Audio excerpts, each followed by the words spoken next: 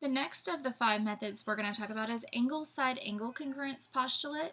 It says if 2 angles and the included side of one triangle are congruent to 2 angles and the included side of a second, then the 2 triangles are congruent.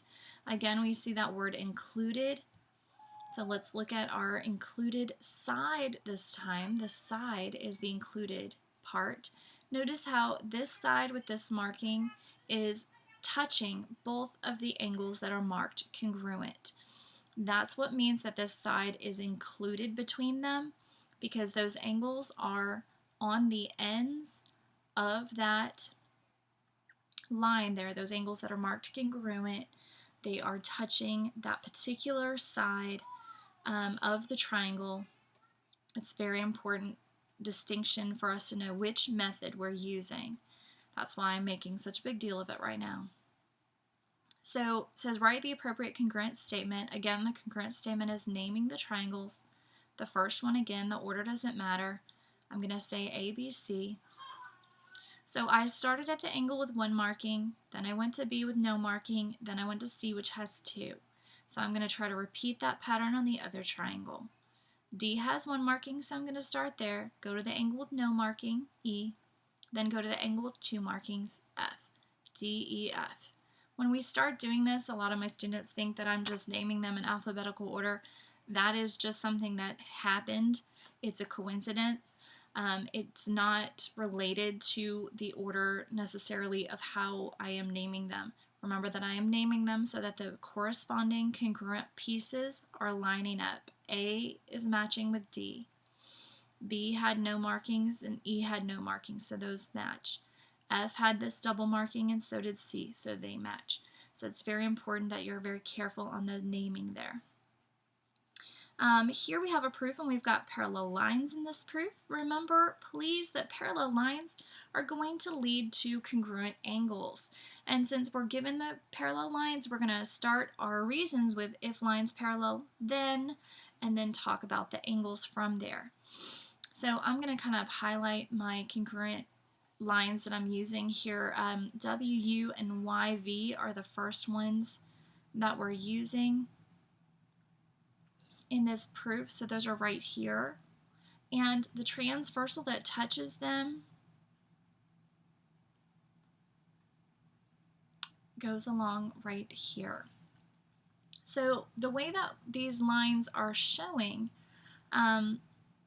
is going to lead me to some congruent angles. And so these green lines here, I'm able to see that the angle here at, let me move that, I can't see my letters very well anymore. At W is going to be congruent to the angle over here at Y. So you can see how they go from the first statement to the second statement using those parallel lines. The parallel lines were given to us, so it's given. And these angles, the way that they are related is that they're corresponding. So we're going to say if lines parallel, corresponding, angles, congruent. Then, so if then form, if lines parallel, then corresponding angles congruent there.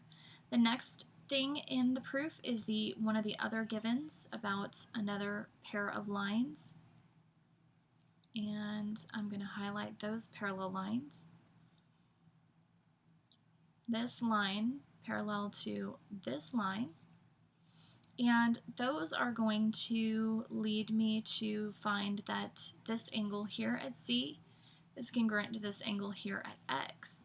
And so we've got angle UXW congruent to angle VZY, because there's more than one angle at X here, so naming it with 3 letters. Again, this is given. Those those parallel lines are given.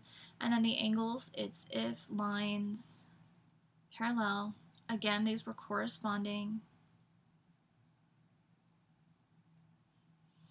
Be sure you write the statement. This is about as short as I could get it. Then we have another given item. And it's already marked in the picture, these side markings. Notice that the side that's marked is touching both of the congruent angles, therefore the side is between those angles, so when we're naming it, the angles surround the side, and so the reason is the angle-side-angle congruence postulate.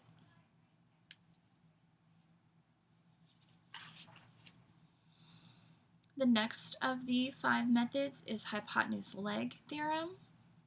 This one's theorem, the others so far have been postulate. If the hypotenuse and a leg of a right triangle are congruent to the hypotenuse and a leg of a second triangle, then the two triangles are congruent. So in this picture, we've been given on the left, we need to do our congruence statement. Starting by naming the triangle on the left, however you want to name it. I'm going to call it ABC. And then the triangle on the right in this corresponding order. So A has that right angle, and over here D has the right angle, so I'm going to start with D. I went from A to B across the side with 1 marking, so I have to go across the side with 1 marking to E. And then I cross the side with 2 markings to C, so cross the side with 2 markings to F. Again, they face the same direction in this picture, makes it easy to do, but later it will be harder to do. Over here, they gave me that AC is congruent to AC. They gave me some perpendicular lines. Remember that perpendicular lines give you right angles, so AB perpendicular to BD gives you a right angle here, and ED perpendicular to BD gives you a right angle right there. To use hypotenuse leg in a proof, you must name your right angles, and then you must say that the triangles are right triangles. That's very important. It seems kind of silly, but you always have to do that. Don't forget to do both of those items in the proof. Then they also gave me that AC is a bisector of BD.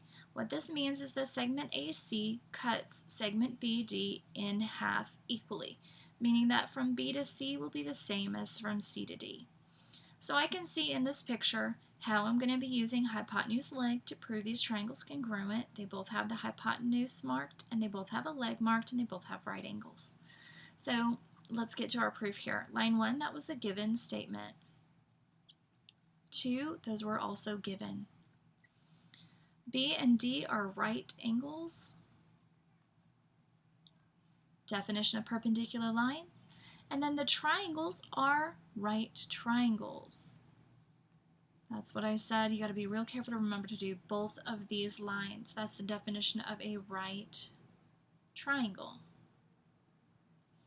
Then AC as a bisector of BD was a given statement. And then we're able to say that BC is congruent to DC by the definition of a segment bisector. We've seen a lot of angle bisectors. Here we're using a segment bisector. Then we're able to say that the triangles are congruent by the hypotenuse leg congruence theorem. The last method for proving triangles congruent that we're going to talk about is angle side. In this particular one, if 2 angles and a non-included side, very important there, non-included side. A non-included side will be a side that is not between those 2 angles. Notice how the sides that are marked are not between those 2 angles. And by that, this would be the side that's between those 2 angles, and in this case, the sides that are marked are not between those. So that's what they mean by non-included side. And that's the difference between angle-side angle versus angle side. One is between the others, and the other is not on that side, okay? So let's see, write the appropriate congruent statement here. So we're jumping straight into, congruent statement. They didn't give me much room, and then I have a proof. So the congruent statement, I'm going to write it above here, naming these congruent triangles. Name the first one however you want. Name the second one to match. So I had started at A, which had 1 marking. Then I went to B, which had no markings. So I need to follow that along over here. D has 1 marking and E has none. So we're going to start with D, E. Then I went from B to C across this 1 marked side. So I got to go from E to F across the 1 marked side. So A, B, C congruent to D, E, F there. Now we have our last little bit of these notes is this proof right here. We have nothing in this proof. It's totally blank, and we're going to fill it in.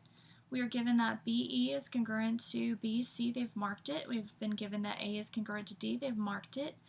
Again, this is that bow tie picture, I like to call it. We've got our vertical angles here in the middle. We can see how we're going to have angle, angle, side. Notice that the side is not between the angles, so the S is going to be on the end of the statement instead of between the A's in the statement. And so we know our route that we're going to take. So I'm going to start it by putting my givens. I like to put them just all together. Saves writing. So the first statement is just my givens and that the reason is given. My second statement is going to be those angles in the middle. I'm going to say A, B, E. I've got to name them with 3 letters here because there's multiple angles there. I said A, B, E. I like to kind of match. So A matched with D, so I'm going to say D, B, C. Although you could have said C, B, D. It really doesn't matter for this statement. Vertical, angles, congruent. Where the order matters is when you're naming your congruent triangles. I've listed my 2 sides and my angle that are my 2 angles and my side that I'm using, so I'm ready to say that the triangles are congruent. They have named them up here in the proof statement, so just copy the way that they wanted it named. And then we already knew that we were using angle, angle, side for our reason. The side's not between them. So you're going to put angle, angle, side, congruence theorem for that reason there. And those are the 5 ways to prove triangles congruent.